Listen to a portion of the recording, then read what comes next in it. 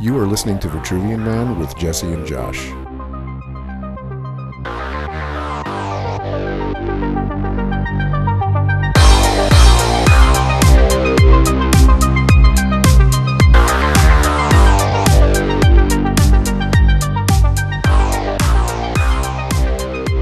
Welcome back to Vitruvian Man, and as usual, I am joined by Manila the Thriller. Look out, motherfuckers, it's a podcast, Godzilla. Josh.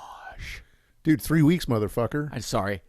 Last week I went to Paso Robles for a marketing conference, a really boring marketing conference, and Yeah, that sounded like fun. actually, Paso Robles is the Healdsburg of that area. I'd never been there. Is Paso Robles in San Diego area? No, it's closer to, like, San Luis Obispo is about 30 minutes south. Yeah. But it actually was a lot like Healdsburg. Really fancy restaurants, and it was nice. Nice little town, actually. I think that's San Luis Obispo is where Sideways ended up. That's where he drank. In the movie.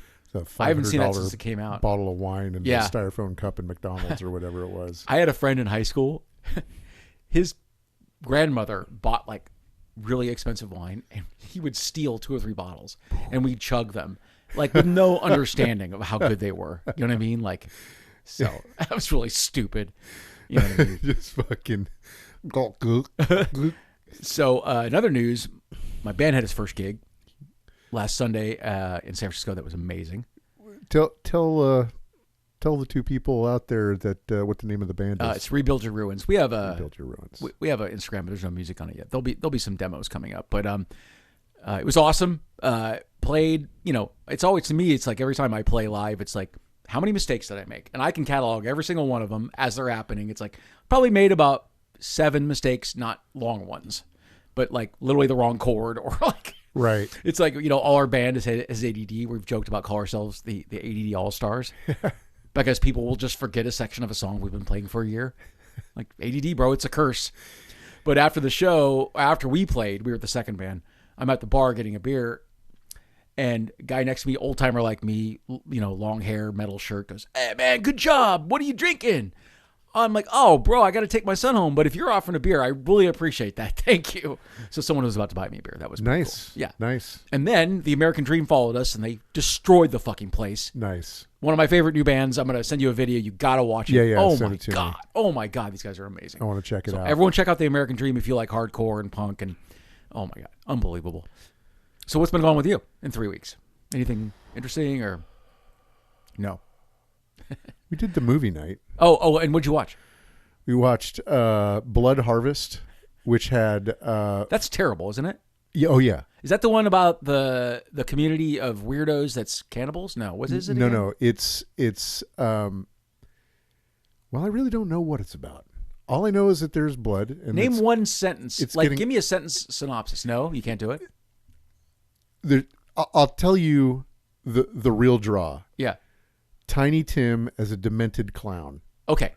That sounds horrible. I would call that now officially the scariest movie ever made because he's scary on The Tonight Show. Dude, it was ridiculous. It was a good watch. Oh, it was ridiculous. That sounds great. And then the second one we watched was Mad God. I think I've told you about that. Oh, okay, so Mad God is a stop action movie. Oh. And it was made by I think maybe I told you this. It was made by this guy who worked on like RoboCop and all these other stop action. He was like the fucking man. So not Ray Harryhausen, but maybe a disciple of his. Somebody big, huge, like did lots of stuff in the 80s and 90s. I think he worked on one of the Star Wars movies. Okay. But he built this in his basement. Oh, you told me this, and he did it himself. Over 30 years. That's insane. And he was teaching, right? He was teaching, so he'd get students to come over and help him out. But this fucking thing is so amazing. And it's dark. It's really fucking dark. It's about a god that's gone crazy, and they're trying to fucking get rid of him.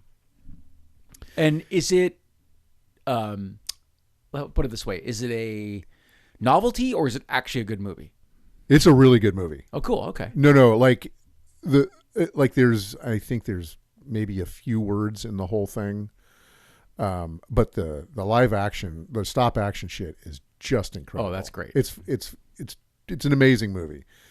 Not for everybody, of course. Sure, yeah. It is like dark as fuck. Oh, is it really? Yeah, but it's really good. And everything's stop motion. There's I think 2 or 3 people that are in it, but it's not. That's not very long. It's not very long, and you're like looking at it, you're like, oof, that's fucked up. There's so many times that it was going on, and you're like, ooh, really? Oh, yikes. I'd seen it a couple times before. Cool. But I wanted to show it on the outdoor When is your screen. next movie night? If I get back in time tomorrow, I want to do the Grindhouse double feature. I want to do Planet Terror and Death Proof. So I'll let you know if I might have to do that. Yeah, I love those two. Dude, Death Proof is so a good. Classic. In fact, Death Proof is probably Tarantino's least known movie. It's great. Yeah, I agree. Kurt Russell playing a serial killer driving a car. Stuntman Mike, dude. Bro. So fucking awesome. That movie is great. Zoe Bell in her first acting role. Zoe Bell, the actress, doing all her own stunts. Yeah. Oh, a badass. A complete such a fucking badass. And just the end of it, I mean, I don't want to spoil it. Oh, no. For no, everybody, you guys got to see Death Proof. It's amazing. so fucking good. Rob loves that movie. Oh, love it. Yeah. Well, and if you like female empowerment, that is a movie about female empowerment because it's so fucking et cetera, funny. et cetera. I don't want to say anymore. Why? Stuntman Mike is so funny. So good. Now, I texted you about this. You haven't seen or even heard of Oliver Stone's first film because I know I haven't. So 83's Scarface. He's all coked up writing Scarface. He wrote Conan the Barbarian. That's 82. The Hand, that's Michael Caine. I didn't know that was Oliver Stone. Midnight Express, which is good. You see Midnight Express? Wait, Oliver Stone wrote all these? Yes. Oh, no shit. And his first movie is 1974's Seizure. And I couldn't even finish it. It was so bad. So there's a couple of couples, and they're at a cabin, and they're being visited by horrible things from a book or something. And it's just so terrible and boring. And Hervé Villachez is one of the demons visiting them. And I said to you, showing a little person in the window is not a jump scare. Oh my God, a little person. That's not a horror device. He's just little. You know what I mean? I guess it was in the 70s. It's crazy.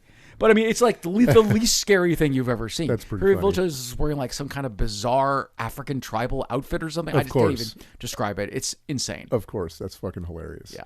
So now we have a few things to talk about. Do we do Fresh Hell first, or do we do This Motherfucker first? Yeah. Do you want to just start off easy and do This Motherfucker? Yeah, let's do This Motherfucker. This motherfucker. This motherfucker. This motherfucker. This motherfucker. This motherfucker. This motherfucker. This motherfucker. This motherfucker. This motherfucker. Our old friend Katy Perry. Did you hear about Katy Perry and Ruby Rose? So I heard about this, but I'm like, why does anybody care? Right? I was like, what? Oh, as soon as I read you what happened, you're going to care. So is it? So Katy Perry was raised by Pentecostal people. She was a singer in her church choir, right? Okay. She was hardcore religious. She built her brand. I know she had a song called I Kissed a Girl, but in general, though, she was selling a lot of music to teenage girls and younger, prepubescent girls as well. Katy Perry and Ruby Rose, this is 20 years ago.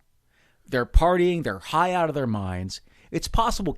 My wife said it's possible Katy Perry doesn't even remember this. You remember what it's like to be blackout drunk. You don't remember a fucking thing. Yeah, no, it's yeah. So, the bad thing. Now, if I can't imagine why anybody would listen to our show with children. If you're listening to our show with children, stop this podcast right now. Okay? And what the fuck are you doing?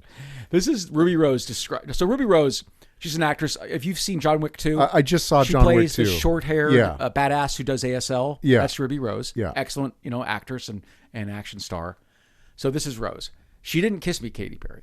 She saw me resting on my best friend's lap to avoid her, and she bent down, pulled her underwear to the side, and rubbed her disgusting vagina on my face until my eyes snapped open and I projectile vomited all over her. It also says here, the first ever case of syphilis of the face. No, it doesn't say that. I made that up. No fucking way, dude. Come on. So basically they were partying and this happened, and apparently Ruby Rose was depending on Katy Perry for a visa. It's like Katy Perry had a way of getting Ruby Rose a visa because I think Ruby Rose is Australian. Well, this happened in Australia is what the way I understood it. In Melbourne, and they're looking into criminal charges. But anyway, the wife said, bro, it's possible she doesn't even remember this. Like, if she just said, we were doing a lot of drugs. It was a bad idea. Like, if this happened, I don't remember. But if it happened, I'm sorry. I mean, but no, that's not going to happen. So she's not going to admit it. That is a whole sentence. That's like a scene from Bad Taste. Did you ever see Bad Taste? Yes. That's a sentence I never thought that I would be walking in here to. Her disgusting vagina out of my face, and I projectile vomited on her. Well, oh my God. I mean, maybe Katy Perry ended up getting like a yeast infection from the hurl. That's just. Oh my God. Anyway, that's fucking surreal, dude. Like I heard it, I'm like, it was like she, it wasn't even sexually assaulted or whatever the news is framed it in this kind of. In other words, when you first heard it, you thought it sounded minor, or what do you mean? Yeah, like I was just like. Whatever. I mean, if a man rubbed his dick and balls in a woman's face, we'd all agree that was sexual assault. So. Well, that wasn't what they were talking about. Like it was just like simple. I'm in my head, I'm picturing her grabbing her ass or something. Well, the funny thing is, Mary goes, "Did you hear what Ruby Rose said about Katy Perry?" Oh yeah, I might have read it, but I don't remember. And then she described it to me. I laughed out loud and said, "Oh, I would have remembered that. Yeah, that's I definitely something I would remember for that." Sure, yeah. Okay. So Katie married to our friend of the pod, Russell Brand, at one point, right? So. Oh yeah. Right. So imagine the venereal diseases she's carrying around. That fucking guy. Oh Jesus. Have you? Yeah, we're gonna say. I don't think I have this. I might have this in Fresh Hell, but old Russ has put out a book, How to Become a Christian in 7 Days. Oh no. But he's Catholic. I thought he was Catholic. How to become? Yeah. Okay. Catholics are Christian. 7 days. Okay. So he's an expert now on being a Christian. Day 1, sexually assault somebody. Day 2, figure out how you're going to get out of it. Day 3, find the Lord. Oh my God. I posted. So wait, before. Go ahead, yeah. Before. Also, do you know who the publisher of his book is going to be? No, who? Tucker Carlson. He's starting up an imprint. Oh, thank God, Tucker Carlson is adding to the literary world. Yeah, I can't remember what the book the publishing house is, but he's starting up an imprint underneath this publishing house. Hucatronic. And it's going to be like Russell Brand. I think he's got fucking stuff going on. Like he's got people in the shoot for it. Oh my God. It's fucking crazy. Yeah, Russell fucking Brand. Yeah, so maybe Sean Hannity could write a fucking book. No, I think they hate each other. Tucker and Sean hate each other. But it will be somebody like some asshole. Yeah. Oh, would it be? It might be. You might get a Candace Owens book out of it. Right. So we worked with a guy who was right wing, and he would listen to right wing radio. And I had read Al Franken's Lies and the Lying Liars That Tell Them. Yeah. And also Rush Limbaugh is a big fat idiot. Yeah.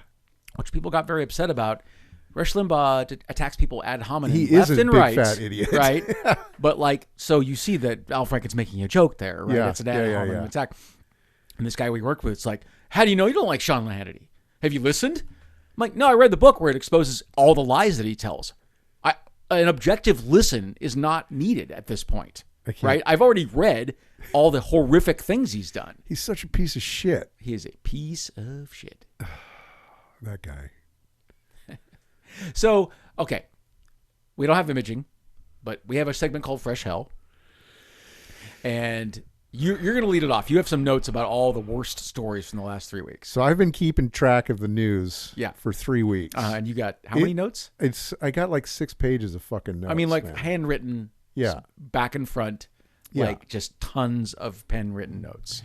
It starts out like, okay, so we'll start out. So 327 is when I first started here. So 327, Kash Patel's email hacked by Iran. Why?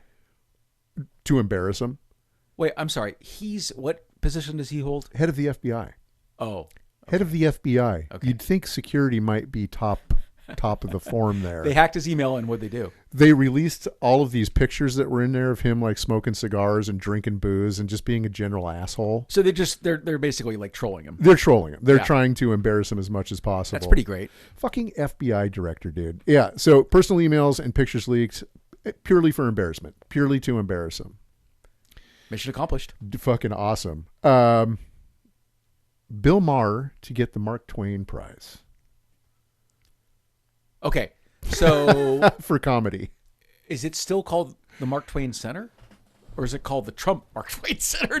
Has that been changed yet? No. That was the Kennedy. That was the Kennedy Center. That was Kennedy Center of the Arts, I think, is what it was. So the Mark Twain Prize, if you've ever watched them on YouTube, are fantastic. Yeah, like Dave Chappelle getting roasted by his best friends. Right. But this is Conan O'Brien. Bill fucking Maher is getting this prize.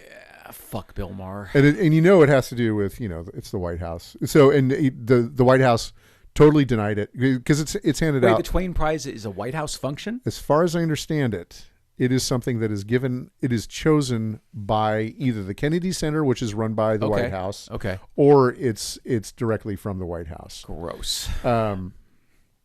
And originally denied by the White House.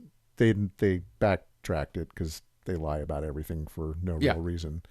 And it has to be that they gave him this because he went and had dinner with the dumpster fire. You remember when he went in and had dinner? Yeah, he said, you talk to him. He's not so bad. He's really, really just a nice guy. What the fuck are you talking about? Fuck Bill Maher, dude. Yeah, fuck him right in the face. Also, on the 27th, March 27th, Mike Johnson announced Trumpy's Special Peace Prize because he couldn't get the Nobel. Did they invent? I can't remember this. They invented a prize. Yes, they invented a peace prize for Trumpy. I just invented a prize. It's called Best Guitarist. And everyone knows I'm the best guitar player in the world, right? I mean, you would agree, right? I mean, there's no better guitar player than me. Absolutely. I just said it. See, listen to me. Excellent. Apparently, I think it's called the America First Award. Interesting. America First Peace Prize Award, something like that. Did you see that Trump tweeted that America's stupid because we're the only country that offers birthright citizenship? Guess how many countries offer some form of birthright citizenship? How many? 30. So that moron couldn't even look at... Dude, it took me 4 seconds to look it up. I mean, we're talking about just... I go... Actually, at some point in here, I'd go into his... He's falling apart. His brain is fucking falling apart in real time. Someone tweeted, is Trump purposely tearing this country apart, or is he just an idiot? And I said both. Yes. Both those things are true. Just say yes. Yeah. He's tearing his country apart, and he's an idiot. Yeah. Yeah. Okay, so then Saturday, March 28th, was No Kings. The biggest protest in U.S. history. Giant. Super great. And it wasn't just the U.S., it was worldwide. It was... Yes. It was a repudiation of all that is happening. Yeah. And not just in the U.S., but all over, which I think that was great. And I'm sure Trump and many idiots called it un-American. Right? No, they did not address it at all. Oh, they just knew it was just bad PR all the way. Because the last time they tried to do that, they got fucked. Like they looked stupid because so many fucking people came out and they just didn't bother saying anything leading up to it. Nice. Nothing afterwards, as far as I know. Sunday, March 29th, the smartest man in the universe, Rob Schneider, decided to call for the return of the draft. And he's my age, right? He's like 60 years old. Like, what the fuck does he care if there's a draft? I don't think he has kids, right? I mean, he doesn't give a fuck. And dude never served in the military. But basically, he's a stupid fucking Christian asshole. He doesn't seem to understand the difference between the draft and compulsory service. Right. Because what he's talking about is everybody needs to serve 2 years. So that's Israel, right? Israel has compulsory service for every able-bodied adult. Yeah.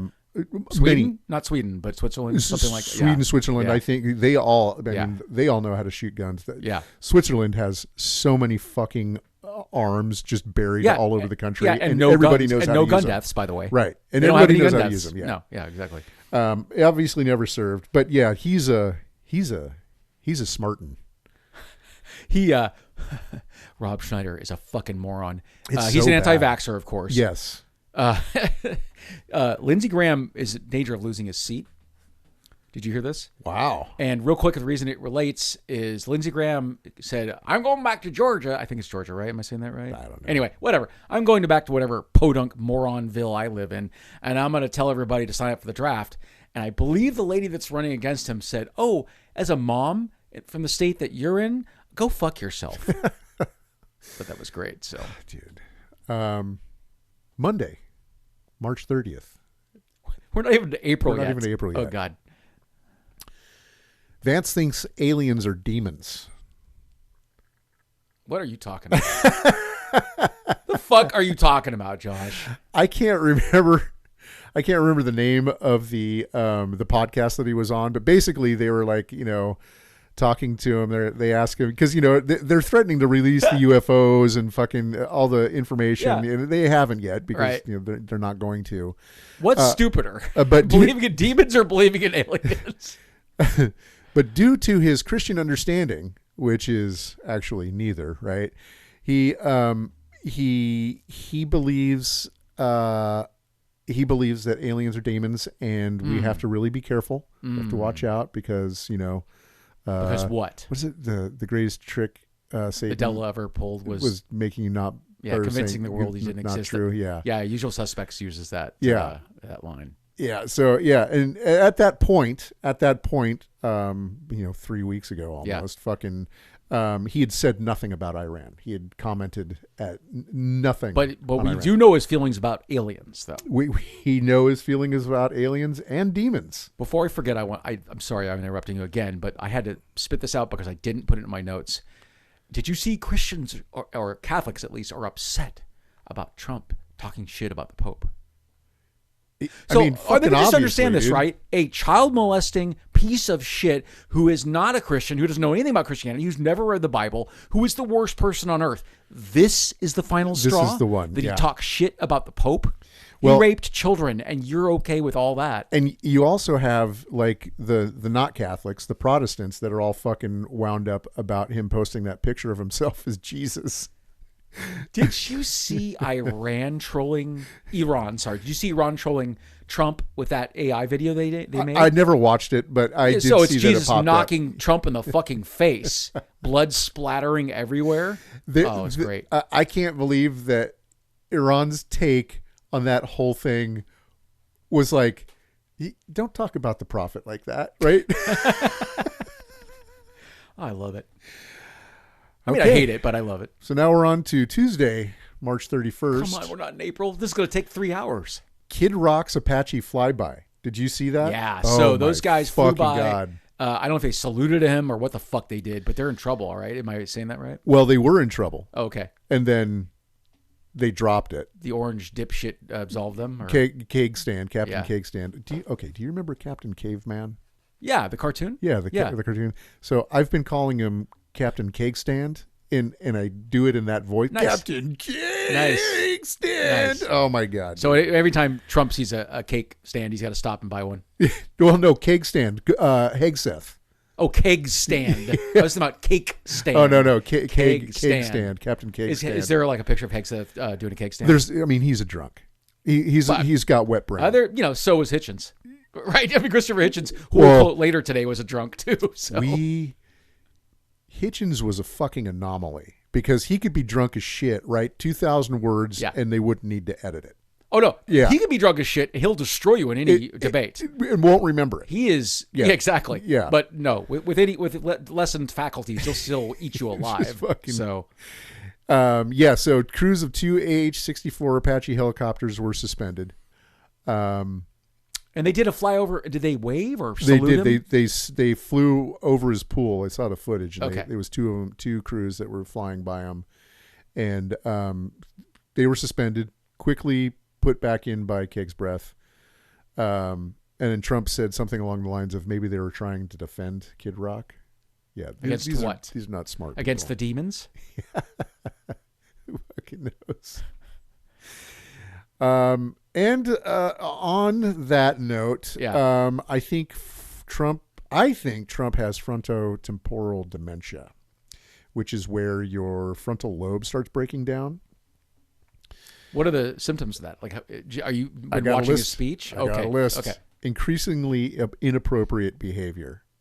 I mean, increasingly. Decades of that, and it's getting worse, right? You see, he's like calling the reporters fatty and fucking all that. He called a reporter fatty? Oh yeah, dude. Oh yeah. I like someone said, Trump will always, as soon as someone asks a question, Trump will go, "Where are you from?" Or what sort? Yeah. This person who was tweeting this said, "What they should say is, America, where the fuck are you from?" Right? I'm an American. What are you? So all these things I think could be like getting worse because you get loss of empathy and other interpersonal skills, and he's never really had any of that. But I do do see these things like getting worse. Sure. Lack of judgment. I mean, Jesus Christ. Come on, man. Loss of inhibition, which I think is happening. Like you hear him just ranting about shit. Fucking that whole thing about destroying a whole civilization. I sure hope I don't have to, but I might. Like, I didn't know this. That's a war crime. Yeah. Saying that out loud, I will destroy an entire civilization Iran, is a war crime. Yes. So, he's getting more apathetic. He hasn't got any interest in anything. He just kind of goes to things where people make him feel good, and his behavior is getting more compulsive, I feel like. So I think that interesting. He's got that going on, as well as a myriad of other things. But that was just one thing. I was watching him do something. I'm like, he's fucking tanking. If you watch Trump, 1975, 1980, you will be surprised this is the same person. Yeah. He's not smart. I'm not saying he's smart, but no. He is absolutely coherent. He's a moron, but he's much coherent. Different person. And he's never smart, but he was like this feral kind of clever. I would say clever. Yeah. And I feel like that's a lot of the people that are in the administration. They're clever. They're not smart. Right. Because smart takes like, I believe believe you have to read some books to be smart. Well, and you have to realize that when you're wrong, that's a chance to learn.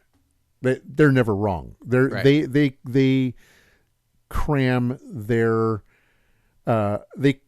the end result into, like, you know what I'm saying. They're not serious people. They're not serious fucking people. Yeah. Okay. All right, got to get going because we're moving here. Birthright citizenship Supreme Court case. Trump attended it like a fucking mob boss to try and intimidate the court. But it looks real likely that that's gonna they're gonna end birthright citizenship. No, I don't think so. Oh, no, I think that it's either. I just assumed they would end it. No, it's not looking good. No, it's looking very good. What I mean is it's looking good for the right good people. For the right reasons. Yeah. Because I think that it'll end up being either 6-3 or 7-2. Okay. It should be unanimous, but I think that they'll keep it. They're not going to get rid of it. So I just saw that Justice Sotomayor apologized to Kavanaugh for talking shit about him about immigration. Is that a completely different case? That is something completely different, because the used to be the justices wouldn't go out and speak, but they're going out and speak. Except Ketanji Jackson, our friend, we did a whole show on, talked in front of people all the time. Fucking douchebag. Did you see the Trump library? No. Oh, you didn't? No. It's an awfully big building for 2 books. Did you write that? No. Yeah. Well, yes. No, I'm like, that's your joke? A big building for 2 books. And by the way, the books are fucking Richard Scarry books. No. Hungry Caterpillar and the Art of the Deal.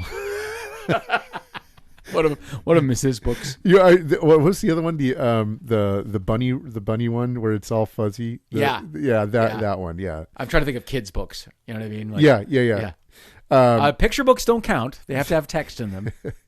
50 stories in downtown Miami is what they're planning on. 50 fucking stories. Wow. And basically, it's a 1:2 scale replica of the One World Trade Center. That was destroyed, you mean? No, the one that they built up after. Oh, okay. It looks exactly the same, except it's about half the size. It's pretty amazing. 50 stories. Yeah. So maybe Rob Schneider could write a book. Well, he'd probably have to have it ghostwritten. Yeah. He wants to put his little plane inside his 747. The Qatari. Is it gold plated? The Qatari gift. All right. Right. Yeah.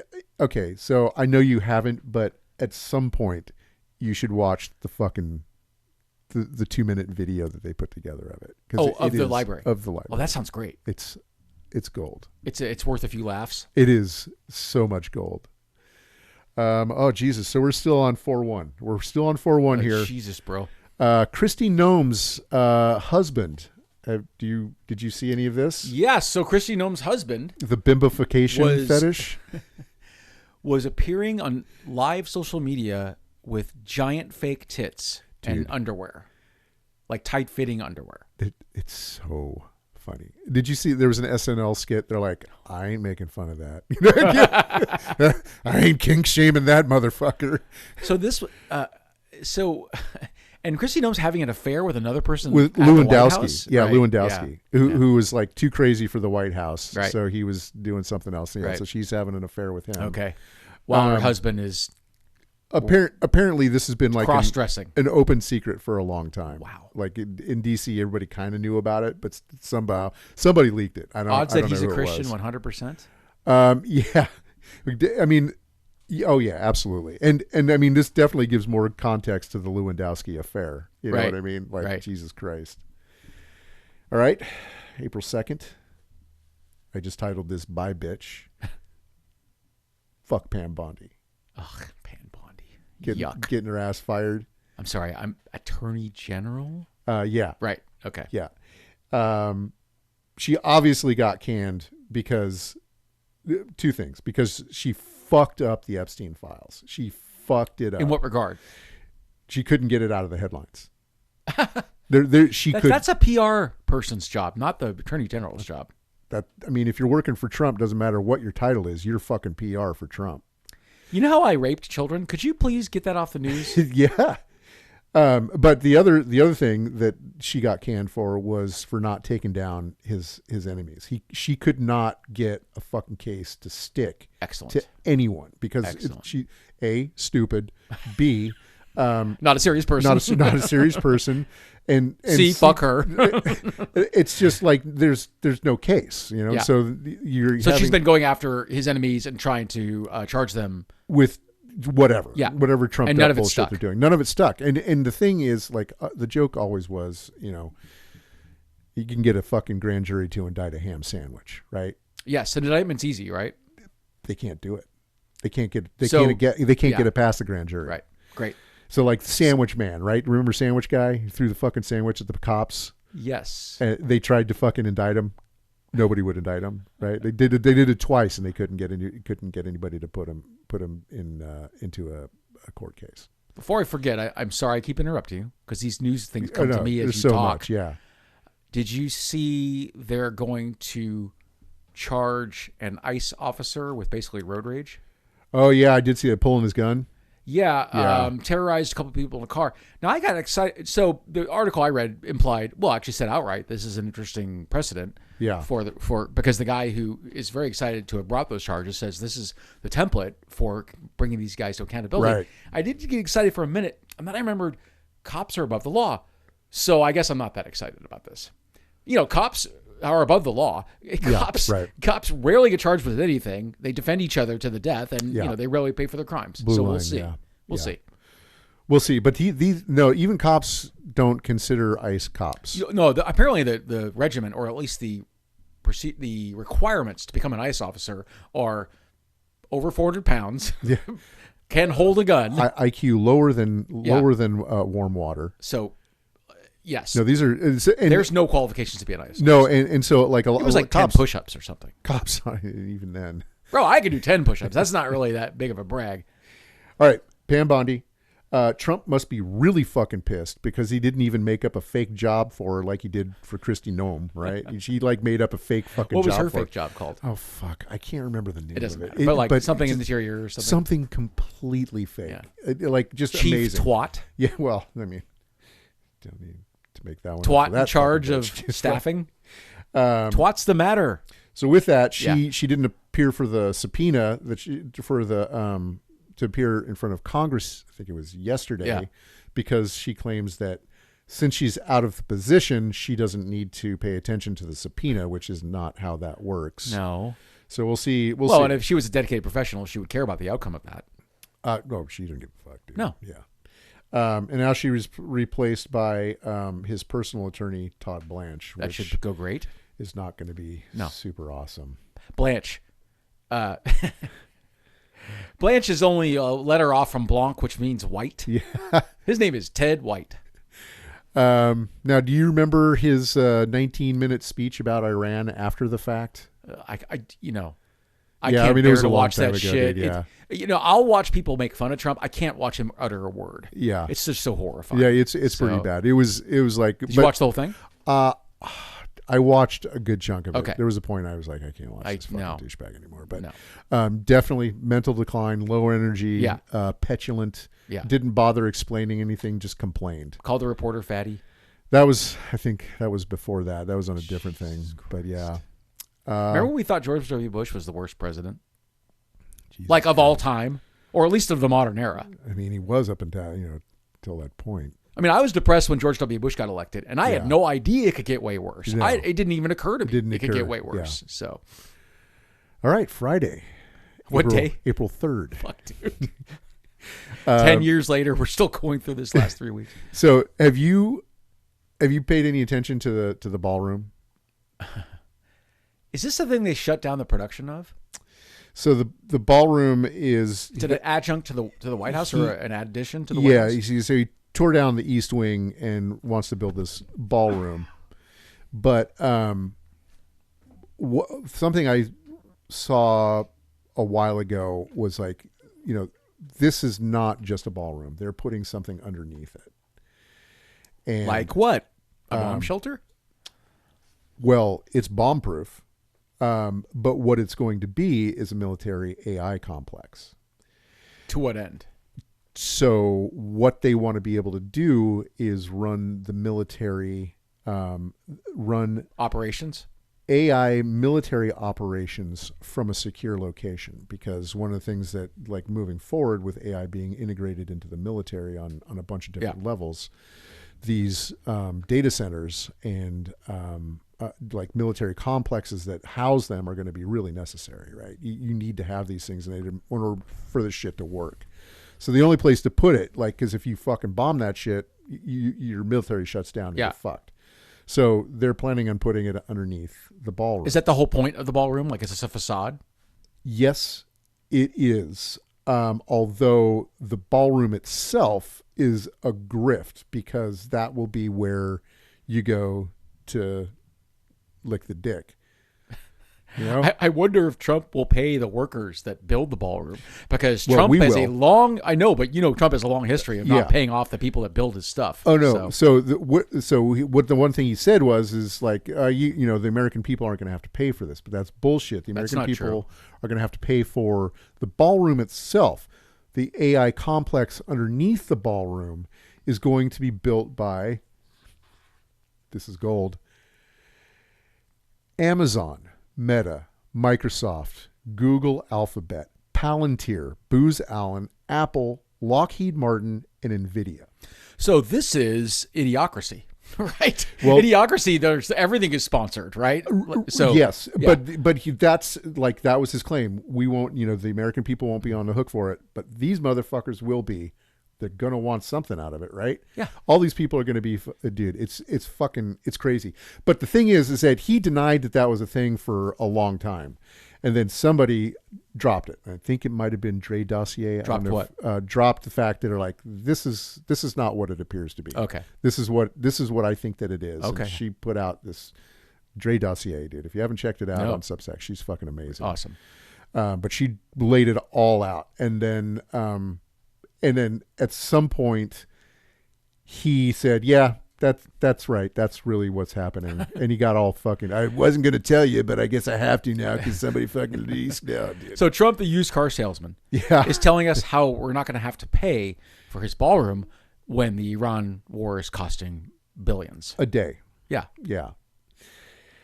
Okay. So Sunday, April 5th. This is just kind of a weird one. Yeah. Have you heard of Reflect Orbital? No, I don't think so. So these motherfuckers want to put a constellation of satellites in orbit that have mirrors so that they can direct light anywhere at any time. Jewish space lasers. Essentially. Okay. So we're talking about a laser beam that'll destroy something? It's not lasers. Okay. It's light.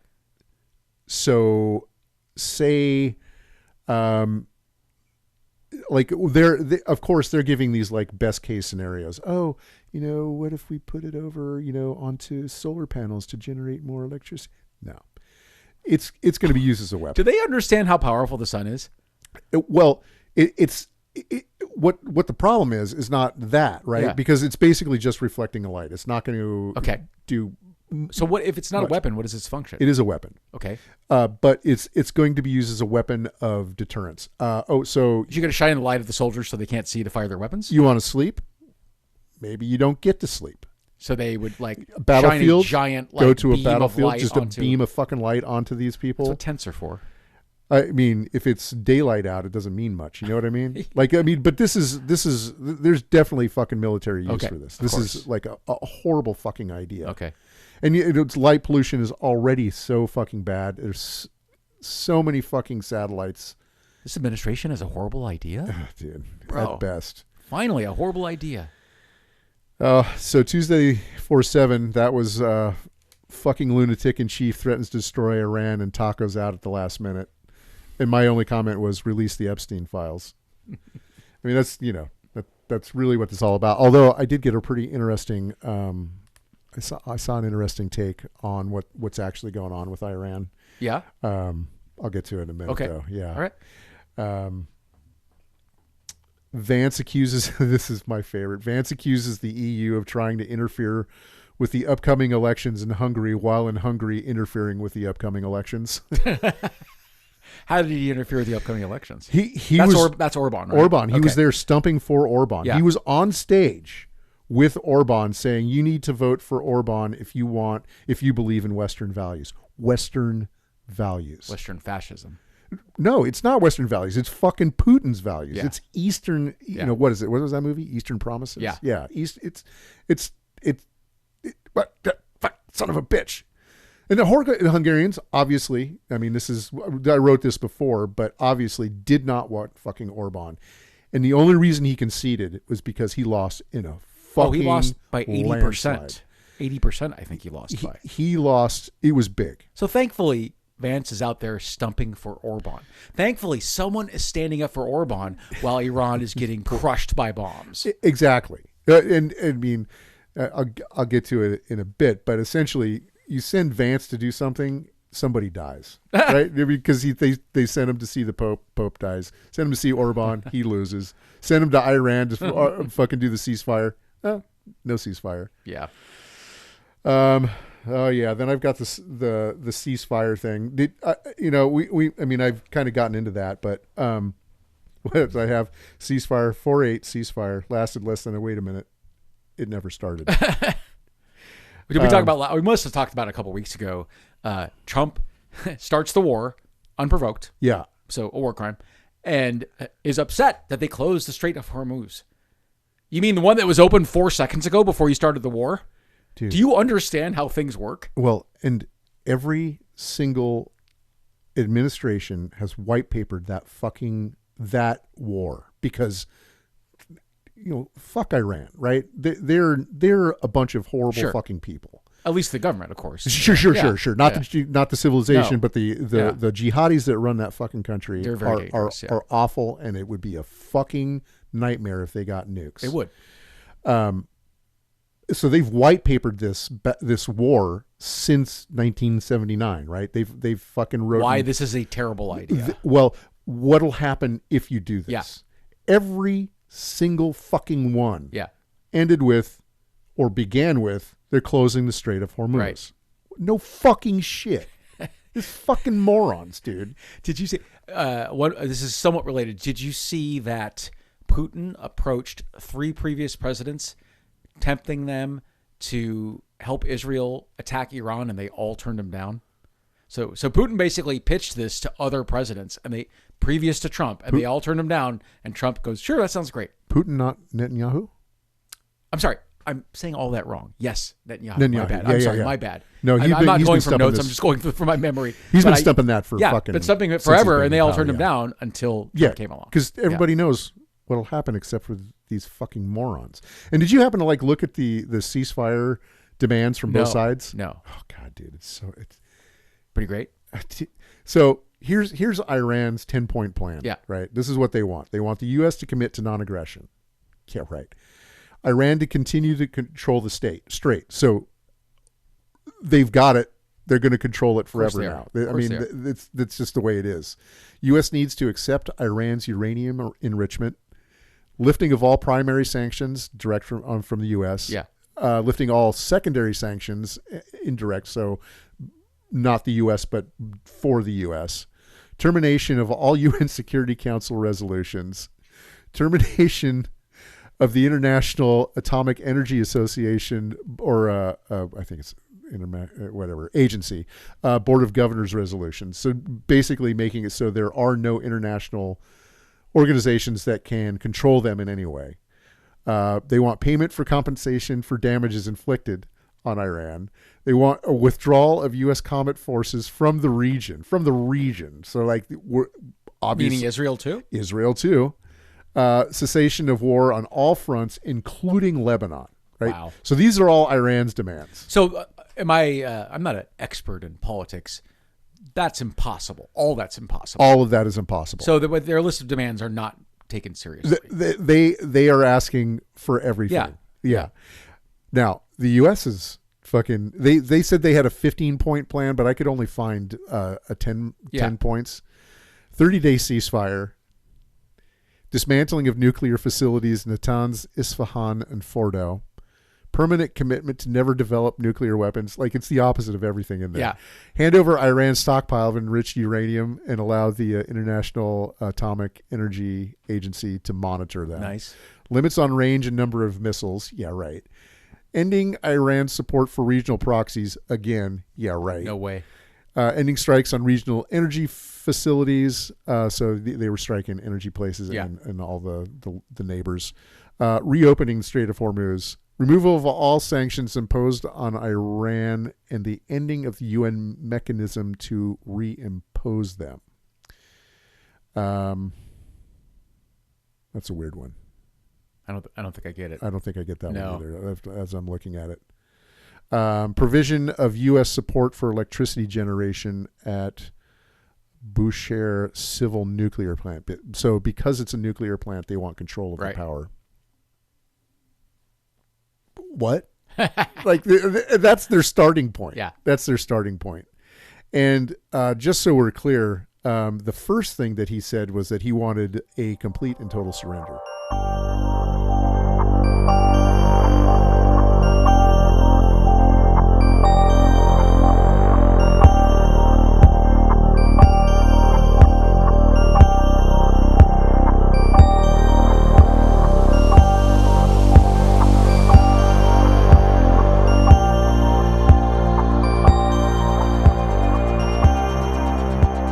Okay.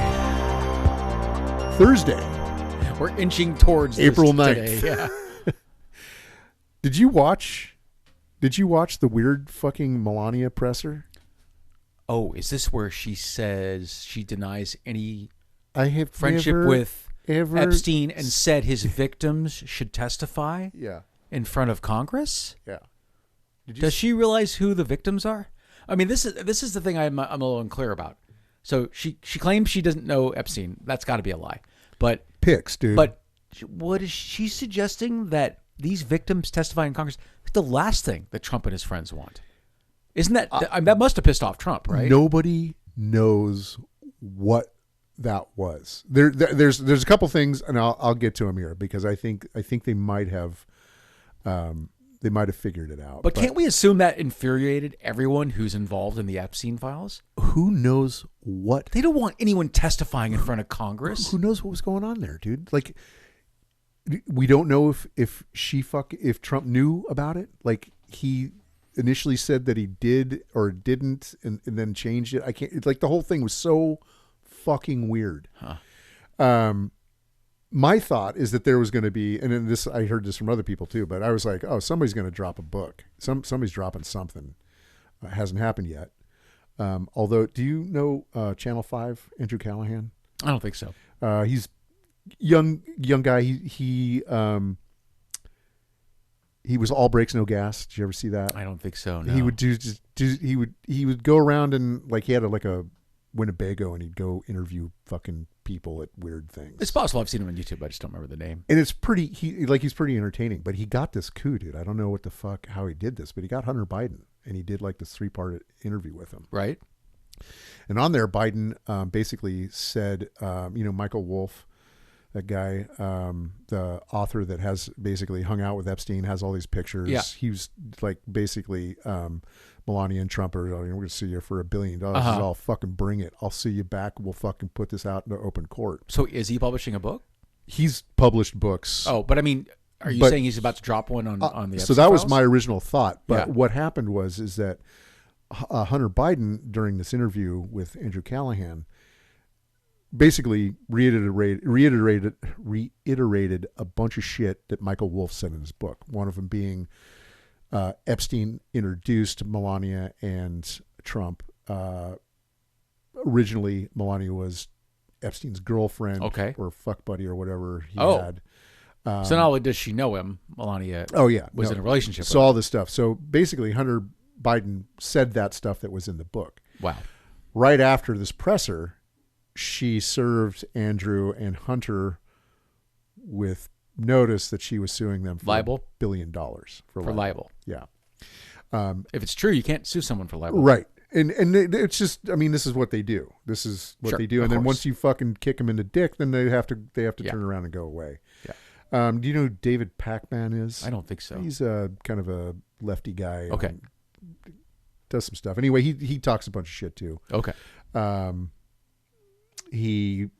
They're going after him as well. So I'm thinking that this weird presser was something preemptive, that maybe not preemptive, but basically giving them cover to start going after independent journalists. So also one of the things that I've been hearing recently is that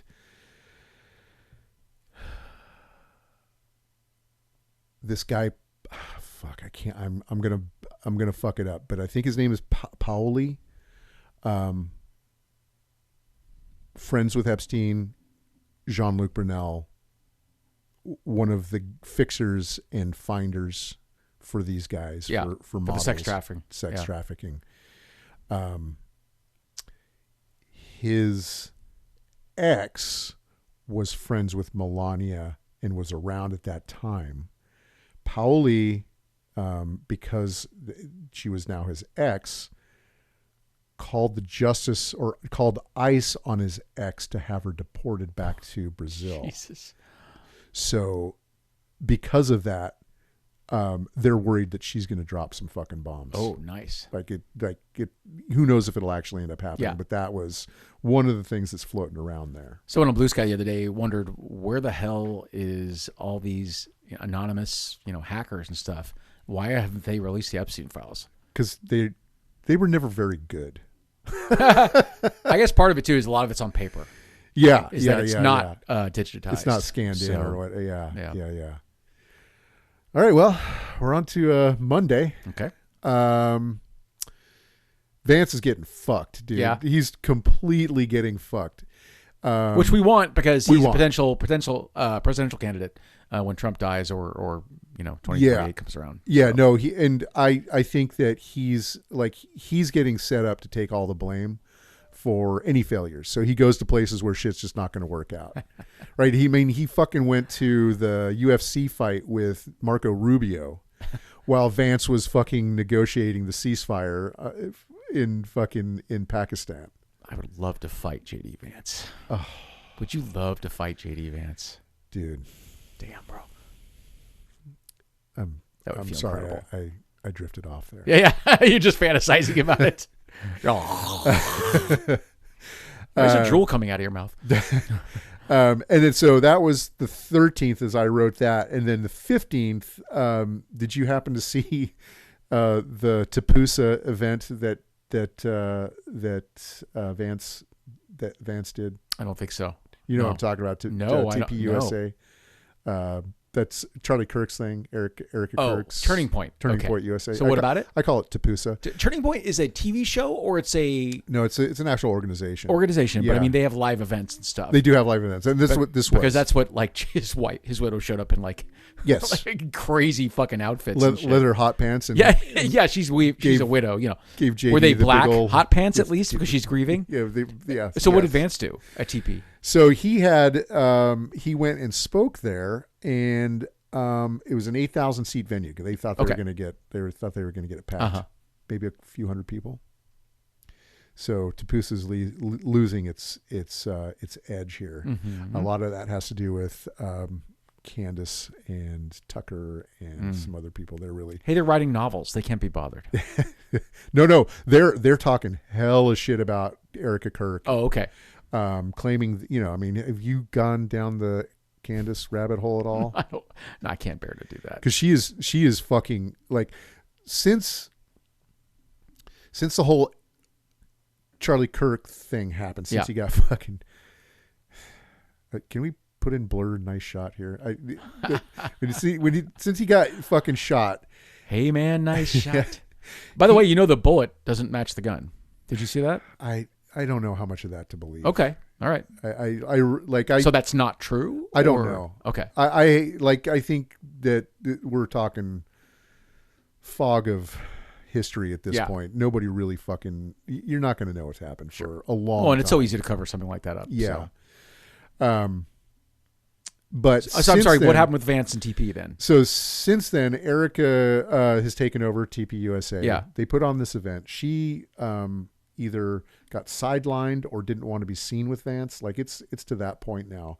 So he basically got up there. He was heckled. Like, why are you killing babies in Iran? And these are people that are going to this are fucking like really right-wing nut jobs. But they're really? like, so this America First MAGA split is really coming out now. Boebert's going after Trump. Boebert? Yeah. Oh yeah. I'm sorry, Boebert. MTG. Oh, MTG's going after him. I meant to say MTG. Fucking hard. Yeah. But fuck her. Yeah, of course. But she is a savvy political operator. MTG? Oh, yes. She saw him going down, and she fucking jumped ship before and she was the first one to do else. it. Yeah. Again, not smart, but clever. I think she's clever. Feral. Yeah. Feral clever. Yeah. Okay, and this is my last one. This is my last one. Did you see that the genius in chief thinks that Diet Coke kills cancer? No. What the fuck are you talking about? Fucking that dipshit Dr. Oz was on Trump Jr.'s podcast and basically told this story. He's all this is so good. Your dad argues that diet soda is good for him because it kills grass. If poured on grass, so therefore it kills grass if poured on grass. Yeah. So therefore it must kill cancer cells inside the body. I'm sorry. What? Okay. I have a couple questions. Oh, there's so Will many. It actually kill grass? Is that true? I'm sure it will. I mean, no, I've never done that. I mean, Diet Coke will Coke will dissolve pennies, right? I mean, if you just pour it over the fucking, it'll turn brown. Sure. It'll cure cancer. And this is Dr. Oz that said that. No. I'm sorry. He was telling the story about Trump saying that. He's like in the office and he's all, doc. Oh, so idiot Dr. Oz was actually not idiotic enough to believe that then. Was he skeptical? There was no skepticism noted. Okay. As far as I could tell, he'd let it go. And Trump Jr.'s all, well, maybe there's something there because he's pushing 80 and he's got more stamina and recall. Shut up, Josh. That's enough. Fuck that. Jesus Christ. These people have no grounding in reality. You saw that one politician who said he was teleported to a Waffle House? Oh, my God. That's so fucking good. Okay, so that moron said he was teleported to a Waffle House. Literally, people at the Waffle House don't even remember seeing him. So he wasn't there. Dude. And then the headline I read was, experts dubious. Okay. No. Really, dude? No. Dubious makes it sound like there's a chance like this somebody is real. Thinks it's not. No. No expert is dubious about it. An expert would laugh and say that's insane. That's fucking so funny, dude. Oh my God. So just to end it all, the Onion is irrelevant. That's all. I mean, the Onion still put out good work, but there was a time where, if it's the Biden administration or the Obama administration, even the Reagan administration, right? I mean, the jokes they made seemed outlandish. Yeah, and now reality is far more outlandish than what the Onion is talking about. It's too fucking insane. They did. RFK says Americans need to eat more bees. Did you see that? Yeah, that was a good one. The picture was awesome too. I don't know if you know this, but I actually dreamed about writing for The Onion, and I wrote a bunch of Onion headlines and sent them to them. I never heard back from them, but I was pretty proud of my Onion That's headlines. pretty funny. Yeah, dildo purchased with jar of pennies. I thought was pretty good. Mom reveals secret ingredient to her cookies, despair. I just had a bunch of them. So a KKK to add fourth K. Just trying to write. I didn't even write stories. I just wrote headlines. Just headlines. So anyway. Now, that was This Fresh Hell, and we are going to talk about what this week for your special pick. Well, first off, I just want to say, I swear to God, it can't be that long again. No. Although every week so much from hell now on. happens fucking in 1 week. I can't take that oh many my God, news dude. stories in one day. No, we'll be back next Thursday, I promise. I'm not doing anything next Thursday, so. Oh my God. We will not miss next week. Okay. So that was your 6 pages of notes? Yeah, that was... So as you know, every week we'll be doing This Motherfucker. Every week we'll be doing a Fresh Hell roundup of all the news.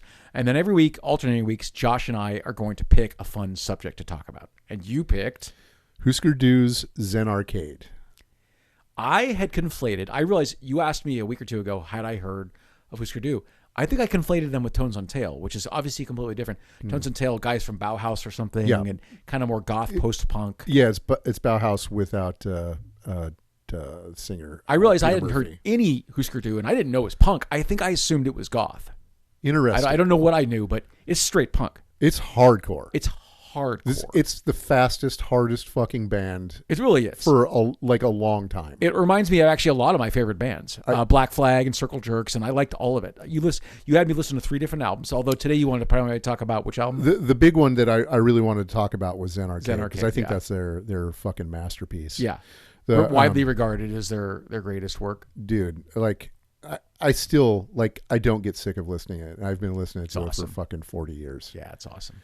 I remember when Ethan, a friend of mine when I was a kid, brought it over, and I was like, what the fuck? Do you remember going to, like, before you could actually get input as to what music sounded like, so you'd go to the record store and judge an album? You could listen. You had headphones, right? I was in Ukiah, so okay. I didn't have a lot of it. So I'd go in there and I'd look at things like fucking Molly Hatchet, because they have all the barbarians and fucking chicks and shit. Oh, Frank Frazetta album. Yeah, right. And you think, this is going to be fucking hard. And then you get home and it's like, this is like some fucking bullshit right here. And the first album, I think, that I remember hearing going, this is what I've been looking for my entire fucking life. So a lot of bands, you're introduced by your friends or your brother or your sister. Yeah. So you just found these guys on your own? No, I was introduced by a friend of mine. Okay, and then you started listening. I would listen to like punk rock and stuff like that, but nothing like this. So not as hardcore, you mean, or? Well, there's really nothing like this album. It is very different. It's like it incorporates.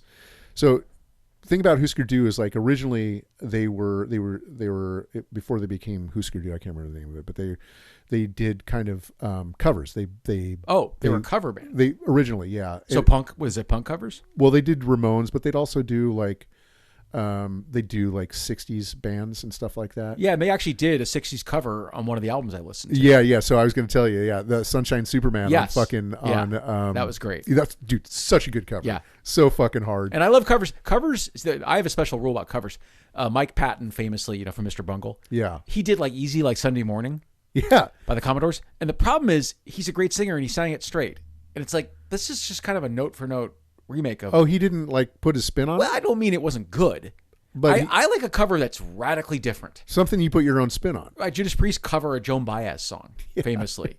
And they make it their own, right? Yeah. So I like covers that really, it's the band's own kind of feel. Yeah. Where it's not trying to do a note-for-note reproduction of it. I have to say, the only time that I thought the note-for-note repro was as good or better than the original was Bauhaus's Ziggy Stardust. Oh, I haven't heard that. That cover, you like it better? It's as good or better than. Oh, I'll have to than listen Bowie. to that. It's phenomenal, and seeing it live is fucking amazing. What's funny is when you hear a cover first, you often like it more than the Oh, original. right. Alien Ant Farm did a good Michael Jackson song. That's hilarious. Annie, Are You Okay? I don't remember what that song's called, but yeah. And I remember I actually liked Aerosmith's Come Together more than the Beatles, and I had heard the Beatles one first. Yeah. But I loved Aerosmith's version. And even though I love the Beatles, I'm like, Aerosmith's I think is better. Pretty fucking good. Yeah. So yeah, so they had originally started doing covers, and they I guess was it Bob Mould and Grant Hart were the two that kind of started the band. Oh, I didn't know that was Bob Mould. Okay, great, because he had a prolific solo career, right? Huge. He had like 30 fucking albums or something like that. Plus, he released 3 under Sugar. Okay, so Hüsker Dü was his first band. Yeah. So I'll just kind of like briefly touch on the other albums and kind of give you just my opinion on them. Okay. Land Speed Record, live 1982. It's an EP.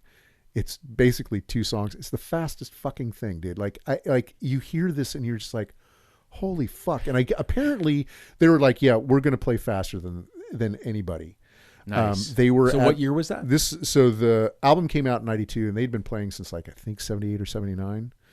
Because 92, there's a lot of fast music out there. 82. Oh, 82. I'm sorry. Okay. Not a lot. But there was some fast music out there. But they like GBH probably is after 82. GBH, like DRI maybe after that. DRI is definitely that's pretty fucking fast too. But you had Bad Brains, right? You had the Dickies. Dickies are cool. You had Subhumans. So there was like they had a lot of people, and they were right over the border. They're being in Minnesota. They were right over the border from Canada, so they'd see these guys coming in too. Dickies, I think Dickies frontman famously. Yelled whore at a lady that was protesting at a punk show once. We talked about this. She was protesting. And, if you're protesting at a punk show, you don't know what punk is. Yeah. Right? Because what are you protesting? Their sense of humor? I mean, you're going to get it. So he called her a bunch of horrible names. And then the lead singer from the Dickies afterwards said, it wasn't my proudest moment, but neither was urinating on a fan at a previous show. So Land Speed Record, did you listen to that? That was not available in the devices that I use. Okay. So I'm sorry. I listened to the 3 full-length albums, I believe, but I don't think that was one of them. So Everything Falls Apart was the second album. Right. And that was, they're really tight. They put out a lot of albums in a very short period of time. And pretty much every song a banger. Yeah. On all the albums I listened to, every song was a banger. So Everything Falls Apart was really good. I thought that was like really, it was really solid. You could tell. So they had a fully fleshed out kind of idea of who they were with Land Speed Record. Sure. Everything Falls Apart was, you could hear the influences of the Minutemen, Black Flag. You could really hear that in there, but they were still very much themselves. Doing their own thing, yeah. Metal Circus, which is, it's kind of a funny name for a punk album. It is so good. There's literally a metal band called Metal Church. Yeah. Did you get to hear that one, Metal Circus? Yes. Yeah, that was really good. That was great. 12 songs, 19 minutes. Every song a slapper. So fucking good. Excellent. Then they did Zen Arcade, and then so January 83, Everything Falls Apart. October 83, Metal Circus. July 84, Zen Arcade. January 85, New Day Rising. I thought that was pretty good. Yeah. New Day Rising was pretty good. You start getting more, like the melodic stuff that they introduced in Zen Arcade started kind of taking it over. Cool. But they're still fast, I thought, in New Day Rising. Definitely. Flip Your Wig. There's a couple good songs. I wasn't super into that one. Sure. That's September 85. So January 85, New Day Rising. September 85, Flip Your Wig. March 86, Candy Apple Gray, which was their first. Oh, was it their first? No, that was. I think that they stuck that one with either SST or the company, the record company they went with afterwards. That was pretty good. Right. It was still pretty hard, but you definitely getting the college radio kind of treatment with Candy Apple Gray. So a little more alt rock, or a little more, yeah. Although I do think that Candy Apple Gray was better than Flip Your Wig personally, just my personal tastes. And then January of 87, their final album, they were going through the breakup as they were putting this one together. Right. Yeah. Not your favorite. Yeah. It was like But the coolest punk band I've never heard of. It's interesting how your friends, your spheres of influence. Yeah. Right. Like there's people who I knew. There's a guy named Randy we used to work with who got me into Killing Joke. And I had never heard of Killing Joke they're crazy. before.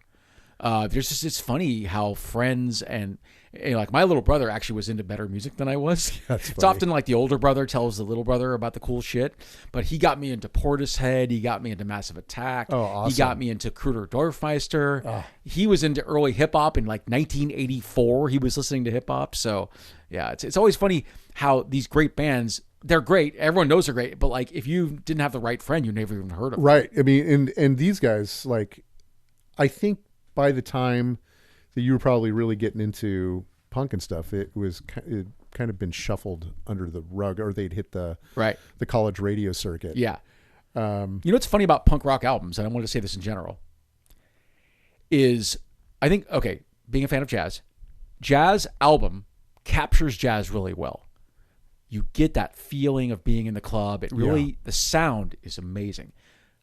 There are not a lot of punk rock albums that capture what it's like to be at a show. And it's funny because like I think people that love Bad Brains saw them, because when I hear the records, they just sound awful. Really? And I don't mean the band sucks. It's nothing about that. Fuck, I love Bad Brains. No, it's not about the band. It's that I feel like the most strident fans of these bands saw them live. Like you didn't see Hüsker Dü, but I mean, you know what it's like to see a band live. Me, it's like, okay, they're good on record. What do they sound like live? And if they don't sound better live, I'm not like, usually the punk bands sound a lot better live. Yeah. It's bigger and louder and nastier. You know, it's funny. It's just funny. Like these albums are all so good, but live, they're just, to me, 10 times better. And apparently, like Bob Mould, he like is fucking loud. Dude. Oh, really? Like, You mean the shows are loud? Thunderous. Really? Loud, yeah. Somebody was talking about, I guess, because apparently Sugar's going out on tour again. Oh, okay. Which that's his other band. I would probably go see that. Although I don't think it's as good. It's not as good as Hüsker Dü. I sent you that text the other day. You want to go see The Exploited? I kind of do, although I think there's something else going okay. on. And the Dwarves, which I know are cool, and I know a little about the Dwarves, but the Dwarves are cool. There is some fucking, like, I would love to go see The Exploited. There was another show maybe that day? I'm trying to think, because we were talking about that. You and I are going to go see Paul Oakenfold and Crystal Method. We've got the tickets for that. We got tickets Sleaford for Mods. Sleaford Mods, yeah, that's right. And there's one, Kruder Dorfmeister in September. It was funny. It's almost a year exactly to the date that we saw him last September. That is going to. I wonder if that lady who hates the Fox Theater won't go. You're going to miss your second K&D show because you don't like the Fox Theater. Yeah. Bye, hey, bitch. Prince is playing for free and he gave you a ticket. Do you want to go? Oh, it's at the Fox Theater? I can't go to that. Absolutely not. Fucking crazy. So anyway, but thank you for the recommendation. Tell me, like, what was your impression of the whole thing? I loved it. I loved everything I heard. Every song was slap. I mean, how do I not know these guys? You know, it's funny. You hear these bands and it's like you've never heard them. It's like, this is so fucking good. How is it none of my friends got me into this shit? Yeah. How did nobody? And I do feel. I mean, they really did do a lot of touring with Black Flag, the Minutemen. Oh, they were totally into all those guys. Killed to see one of those San Francisco. Shows. The thing about Zen Arcade is basically they were living in a van. Wow. So they had a van. They were down in L.A. at the SST Studios. Right. Greg Ginn's record company. Yeah, Greg Ginn from Black Flag. Black Flag. Yeah. So they were hanging out with Black Flag. Yeah. Rollins was there. Uh-huh. And I was listening to. There's a great if you want to get into the dirt on Hüsker Dü, there's this Do You Remember podcast. It's like five episodes. It's really worth it. And it's about that band. Yeah, it's about them. And there's interviews with like everybody involved. So there's an interview with Rollins. He's like, I've never seen anything like it. The crazy thing about this album, right? It was recorded over 80. I think it was 80 hours, and mixed in 80 hours. Wow. Super fast. Wow. It was originally going to be a single album. Uh-huh. But they would go out to their van during the day. Yeah. They'd write a song. Wow. They'd play it that night. Damn. And turned into a double album because that's of it. Awesome. Like, it's just fucking crazy. That's very prolific. And these guys, that's a lot of music in one day to write a song and record it. I mean, like my band's going to record a demo. We've been playing a year and a half. Yeah. No, these guys. So, the thing about these guys is that they did like for all their albums, they would go out on tour and they would play their next album's stuff. Right. So people would be expecting shit from Metal Circus and they'd be playing fucking shit coming up. Oh, wow. From Zen Arcade. So they're like, comedians like to write new hours every year. That's a thing. Yeah. Now. Could be, so they're like they want to generate new material so fast that the fans can't even catch up. So yeah, so like, and it was like listening to the whole thing about how they got into it. Like, Yeah. got it recorded and everything was great. Right. Did you get the story? What do you mean? Get the story? So there's a story behind Zen Arcade. I'm honestly, I didn't do research. I made you do that. I listened to all the good music. You had the hard part. So I don't know the story. So the story, because basically this is a hardcore rock opera. Right. And the story is this kid, he has a horrible home life. He's like, fuck this. I'm out of here. Right. And he goes through a couple of incarnations. He ends up joining the military. Uh-huh. There's a song about that. Let's see. I get the song list, because Something I've Learned Today, Broken Home, Broken Heart, and Never Talking to You Again are all about his home life, and it's fucked up and they're out. Right. He's leaving. So then he goes and joins the military, and that's chartered trips. And then I think Dreams Reoccurring, which is a shorter version of the outro, the last 14-minute song, but it's kind of like, I think he's kind of thinking about stuff, and then he comes to Indecision Time, which I think is him leaving the military and then trying to find himself through religion. Okay. Song Hare Krishna. Do you remember that one? Yes. Yeah, which is fucking awesome. Oh, right? It's so fucking good.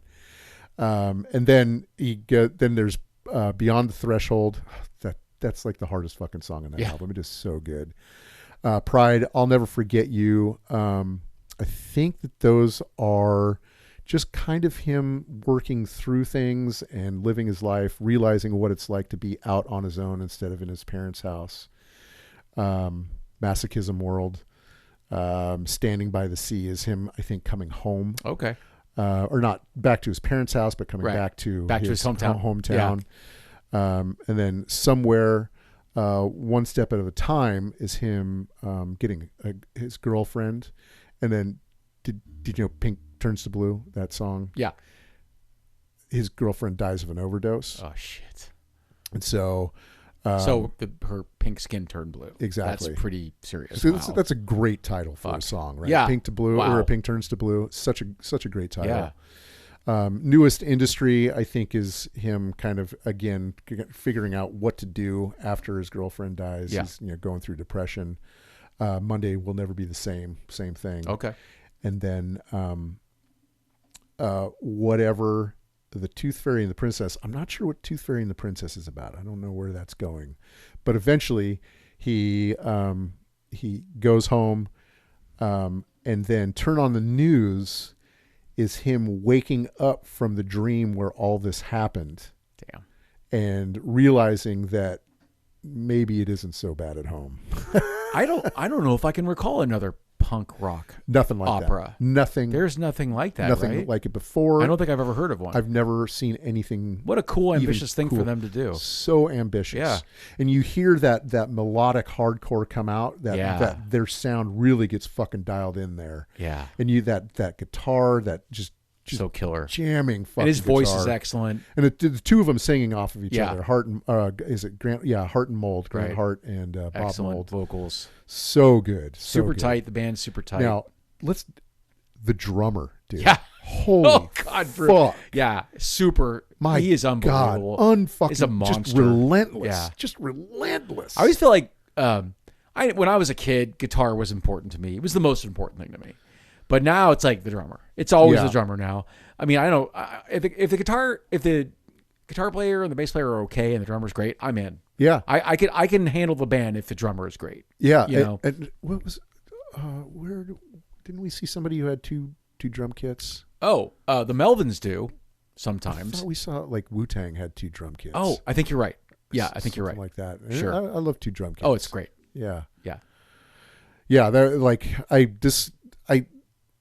I loved this fucking album when I was a kid. Yeah. And I probably heard it in 84, 85. Right. Because this kid, was it 83, right? Yeah. Yeah. Oh, released 84, recorded 83. Mm-hmm. So I probably heard this in 84. Sweet.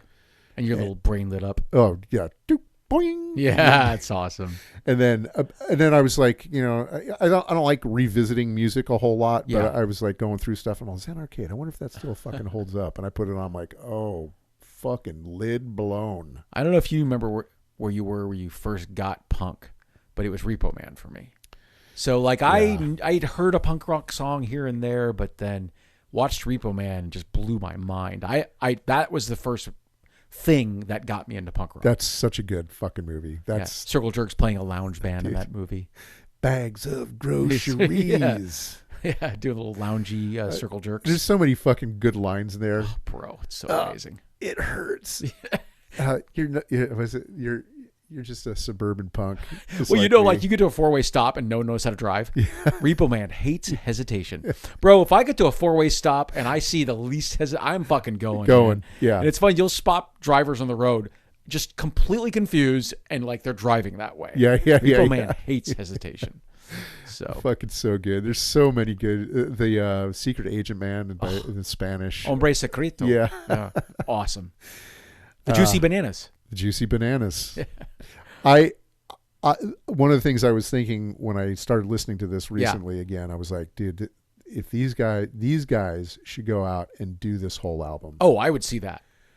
I would, if there was a good enough band that could replicate this, I would absolutely. Oh, you mean even the cover band? Oh, fuck. I don't mind cover bands. No, if it's good. We were like talking about that earlier. Yeah. It's like if they're good, I don't care. But this whole, like, they didn't release any singles from this just because they wanted to be taken as a whole concept album. Yeah. So you can't play one song from this. You'd have to play the whole fucking thing. And they play faster than fuck. It's only 70 minutes though for a double album. 1, 2, 3, 4. Yeah. Every song a minute or two. Yeah, it's funny. One of their albums was like 20 songs and it was 25 minutes. Yeah, in fact, I think it was the first one, the Land Speed record. I think because they had like they basically labeled it as one song, but they put four names in there. Yeah. Because 1, 2, 3, 4. I think you remember Napalm Death has a song that's 1 second. So they'll do it and then Bardo will go, pay attention. So great. So, in fact, I think it was Alternative Tentacles had an album called 100 Songs in 100 Minutes, and every song was under a minute. Oh, yeah. Awesome. Yeah. That's pretty funny. Yeah, they interviewed, what's his face, Jello, about these guys because he hung out with them. He just had a stroke. I don't know how he's doing, but... fuck. Yeah. But they interviewed Jello, and he liked Hüsker Dü, or they came and stayed on his floor down in San Francisco. Sweet. Yeah, so that was very cool that there was a lot of West Coast people that like got it and helped them. Oh, sweet. And these guys were like really serious about they were more, the other band that came out around this time from Minnesota area was The Replacements. Oh, okay. And so they I like The Replacements. Boosted each other a lot. Sweet. I think these guys played with Bad Brains. Damn. These guys, these fucking guys. I told you I let Jello Biafra cut in front of me at the bathroom line, right? Yeah. Aren't you going on in 5 minutes? Yes. Go ahead, bro. You're first. Go ahead. Yes. Fucking, he had a stroke? That sucks. Yeah. He's getting up there in age. He's in his early 60s. But that's only a year older than me. So. I was going to say, he's got to be older than that. Isn't I would have said 60s. Oh, so I saw his 60th birthday party show, one of the best shows I ever saw. That was probably, 5 or 10 years ago. Yeah. So maybe he is late 60s. I guess you're right. Yeah. Fuck. So, damn it. And we saw him at Sleepy Time Gorilla Museum. Oh, he was there? I don't even remember that. Yeah, was he in the crowd? Yeah. I didn't even remember that. That's I saw funny. him walking around. It's like, he goes out there and he likes to be seen. Oh, sure. Whatever. Yeah. He's not a friend of mine. I don't care. Yeah. If he's a big egomaniac, good for him. I don't give a shit. He ran for office, so he's got to be some sort of a fucking egomaniac. Have you seen those videos of Jello talking about Tipper Gore and stuff on talk shows and stuff? I remember him. It's pretty great. I do remember that. And I remember when he was running for governor of California. Yeah, and he said parents are too chicken shit to talk about this stuff with their kids, so they want to censor albums as a result. Yeah. How about you talk to your kids about sex rather than censor albums? Yeah. So I thought that was great. So, Down with the Do? That was great. Yeah. I really enjoyed that. Can't believe I haven't heard them. Yeah. Just fantastic. Exactly the kind of music I like. There's more modern punk bands I don't like. This Hüsker Dü is exactly my wheelhouse. Yeah, that's that fucking hardcore. Yeah. Super creative. But funny, a sense of humor. Yeah. Just everything I like in a punk band. Really, So really good. enjoy. I'm so glad we did this. So, Yeah, cool. Yeah. I got some quotes if you want to wrap it up here. Well, we also got to find out what we're doing next week. That would be true if I had done that work. So I'm supposed to tell Josh. Fuck. I blew it. I'm supposed to tell Josh what my subject is. I need to fucking prepare for this shit. I promise I'll come up with it tonight, and I'll text you. All right. But the fans are going to have to wait another week to find out. Oh, man. See, Yeah. Both of our listeners are going to be waiting on the edge of their seat to find out what I pick for next week. I'm sorry about that. It's been a crazy fucking few weeks here. So, 4 quotes. Sorry it's so many, but boy, are they good. I just did like fucking 3 hours of fucking fresh hell. Yeah. I can do 3 minutes of quotes, motherfucker. Friedrich Nietzsche said, "When we are tired, we are attacked by ideas we conquered long ago," which is great. Yeah.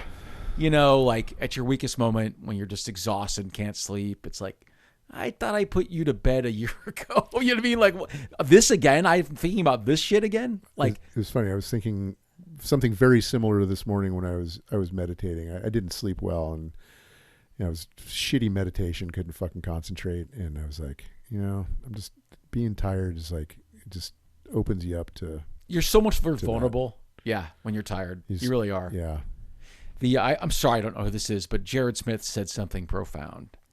"I don't care if your God has a problem with homosexual marriages being legal. He got over slavery being outlawed, didn't he?" Beautiful. Who is this? That's Jared Smith. Jared Smith. I try to do research sometimes on these guys. Other times I forget. Yeah. Anyway, so that was one of the times I forgot. Let's finish with a longer quote by our hero, Christopher Hitchens. Our boy. This, man, I don't even care if I read this before. This is profound.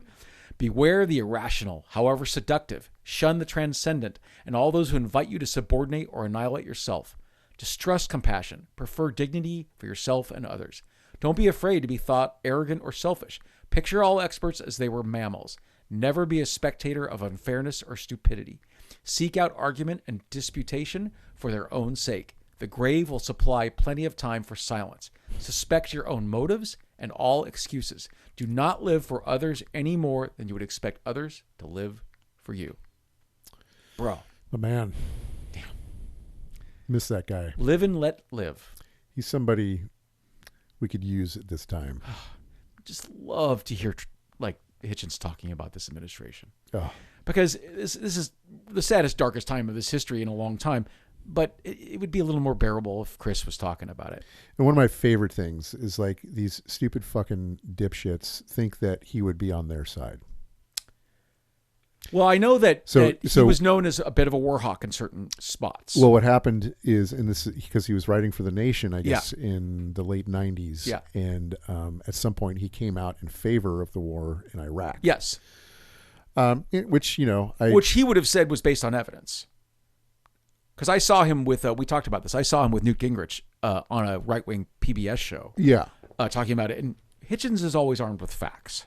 Right. So whatever he thought, that was based on the facts that he had learned. No, and I like he made a pretty solid case, except my only quarrel with it was that it was not consistent. I can't remember what the specifics were, but I remember. Do you mean with his previous ideologies about interventionist wars? Yes, with interventionist wars, there was some inconsistency that I was like, I don't know. I hear but you. I do get why he thought going into because Saddam Hussein was he was a fucking bad man. He was a horrible fucking person. But we made it worse. We did, because there was no plan. So I remember, people will set up a table like Ask a Muslim. Oh, yeah, sure. So one guy had set up a table, and I saw the YouTube video about it. It was great. And it was asking Iraqi. And well-meaning people who were nice people would ask him questions. And they weren't always speaking from knowledge, but they were decent chaps. They weren't asshole Republicans haranguing him. Right. And someone said, are things much better now that we've eliminated Saddam? He goes, no, way worse. Way worse. And they said, why? And he said, well, Saddam hated radicals. When you think about someone like Saddam, is they don't like radical sects of religions because it threatens their power. Yeah. And so things were at least stable somewhat when Saddam was in power. And when he was deposed, we had apparently free reign from a lot of radicals murdering people. Dictators like a stable thing. Yes. Right? I mean, they that's don't what it want was. disruption to what's happening. I mean, I will say that war created ISIS. I mean, that did it. That was a natural reaction to, because like you're saying, he didn't like radicals. Right. He didn't like people that would do that kind of thing. But I thought they hated us for our freedom. Well, our fries. They hate us for our freedom. But that's what it is. They hate us for. Did you? Oh, I'm sorry, I forgot about this. Now that we're supposed to leave and stop the show, did you see that Kid Rock's tour is just dying? Oh, it's like the rock. It's like country rock tour. They're slashing tickets in half. He's offering tickets for half price. I wish I could quote it because I think I saw it in a meme. But there was a picture of Kid Rock, all dressed up in an America outfit, and it said the genie that lives inside a bottle of gas station boner pills, which might be the greatest, funniest thing ever written. I have to ask, did you ever, I know we talked about this, but I don't think you saw it. Did you ever go back and watch the fucking... I should. The halftime show? So you said you watched the whole halftime show of Kid Rock. I will watch it. That sounds like fun. There was some I had to fast forward. Sure, of course. The country singer with the beard and the other country singer with the beard. I had to fast forward through because how many beards were on stage? There was a lot. There was plenty of beards. There was a lot of beards. Okay, sounds good. And then the pirate. You have to watch it for Kid Rock. You have to watch it for Kid Rock. You have to watch it for the classic stupid MAGA fucking idea of what classical music is. The pirate. Yeah, but you said there was a lot of hip hop too. Well, no. But meaning there was beats and Kid stuff Rock. that were hip hop. No, that was Bad Bunny. Right? Oh, okay. No. I'm only quoting you. You said that basically the production sounded like hip hop. You don't remember saying that? I'm sorry, I didn't mean to spring that on you. I'm trying to think where, because I don't remember what context I said that. It doesn't matter. I'm trying to think because the point where he came out, and fucking did his lip synced to his one song that anybody knows. I'm a cowboy. It was so bad, dude. And then him coming out and doing the whole pretend Chris Gaines Bob Ritchie thing. or whatever. Yeah, when he's fucking good stuff. I promise I will check it out. That sounds awesome. And terrible. Awesome is not awesome or terrible. Which one is it? It's a horror awesome. It's a fucking horror show. Terrible. It's just awful. Okay. All right, fuck you. All right, should we toast to bad dads? Well, that's Otis. See you next week. All right, rock on. You have been listening to The Trivial Man.